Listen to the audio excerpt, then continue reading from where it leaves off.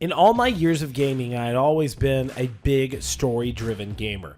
The more story, lore, emotional connection that I have with the game, the better. I connected with the Metro series instantly because it was not just the run-of-the-mill post-apocalyptic game. Instead, it tells the tale of survival, love, compassion, action, horror, and more. Now we arrive at the last stop of this emotional journey, which is Metro Exodus. And man, is it a ride. The story in Metro Exodus is by far the best in the series. Artyom, Anna, Colonel Miller, and the whole Spartan Order are working their way out of Moscow to make a better life for themselves. But as always, the group is met with more challenges than ever before. There were a lot of times during the story I was met with really sad moments that actually made me think of my own family and how tomorrow is not always promised. The struggles Artyom and his crew go through made me really appreciate Dmitry Glukhovsky, the author and creator of the Metro universe, and 4A Games so much more. They are not just going for an emotional reaction, they are also trying to grasp the player in a multitude of ways. There were times that I was sad. There were times that my heart was pounding from an action-packed firefight. Hell, there were even times that I felt like I was playing a survival horror game. I've never had such a roller coaster experience in a game and enjoyed it as much as I did. As you move on from Moscow, you and the group are affected by the emotional stress that this nuclear winter has placed on your shoulders. We also see the glimmer of hope that leaving Moscow has given them. In Metro Exodus, players not only get to explore a city outside of Moscow, but you also get to explore multiple different regions within Russia. When leaving Moscow, the Spartan Order finds the Aurora, a post-war train engine they can use to carry them across the Russian wasteland.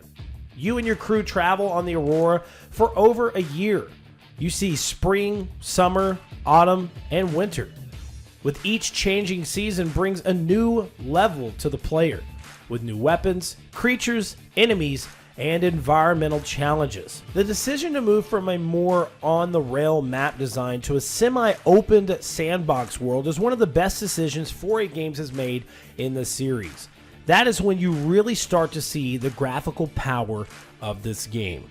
The overall visual representation of the game as you progress through the story is stunning. I'm not just talking about the graphics. I'm speaking on how the level and art design really help paint the picture that the dev team is trying to showcase in Metro Exodus. I was blown away by the detail 4A Games put into this installment of the series. When you go from games that were mainly underground, frozen, and limited on color to one of the most dynamic visual experiences in the first-person shooting genre that I have ever seen, it's almost shocking. This really goes to show how much the team cares for their fans and wanted to give the game the best possible send-off that they could. Another thing that has really been improved are the creatures in the world. Some creatures like demons and watchmen have returned to the series, but we also get new additions like spiders, shrimp, humanimals, and large mutated boss battles. This is where the horror side of the game really kicks into play.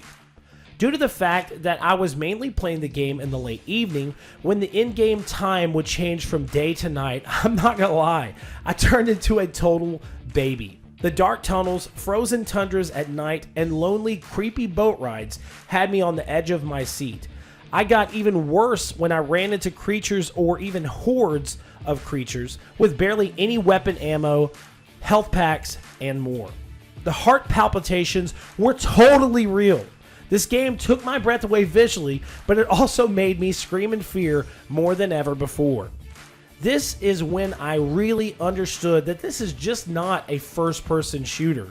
This is a survival horror shooter that I couldn't put down. With this game being more of a survival shooter, that means a lot of times you'll find yourself low on munitions, filters, and more. As is common with the series, as you traverse through the levels, you can loot areas and use what you find to create in-game essentials and customize your weapons. Metro Exodus is the first game in the series to introduce an on-the-go customization system. This helps you create munitions, grenades, filters, and health packs as you explore the world. You can also customize weapons with new attachments found in the world, or change your attachments at any point in time.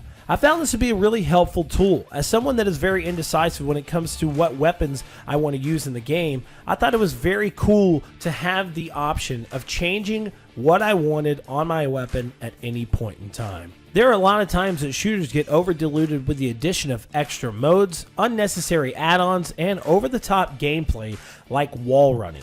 This is not the case with Metro Exodus. The game has stayed true to its roots, and because of that, this is one of the best story-driven shooters that I have ever played. The game really makes you feel like you're in this world, barely clinging on to hope that one day you will live a normal life. With that said, the game sticks to its roots for sure, but that isn't always a good thing. While playing the game, I found glitches you would usually find in this type of genre, like ragdoll glitches. But also, what really got me the most was the stiff controllers on the console version of the game. I reviewed this on PS4 Pro and felt sometimes the controller was only halfway working. I actually switched the controller out twice because I thought maybe my controller was half dead. Maybe I needed to buy a new one. But come to find out, it was just the game itself. Now, this is obviously not something that ruined my in-game experience, but it did make me feel that the controls in-game haven't been updated in some time. My time with Metro Exodus was truly something special. Yes, the game had a few technical hiccups, but what I really took away from this was the story and emotional experience. 4A Games and Deep Silver should be very proud of the title they have created here. This title really gave me hope that story modes in video games are not fading away and they will be here for some time. I can say with a clear mind that this game is what story-driven first-person shooter fans have been asking for. Please, do yourself a favor and buy this game. My name is Celeb from Cinelinx.com and Second Opinion Productions, and I am giving Metro Exodus a 4.6 out of 5. Thanks for watching, guys. Peace out.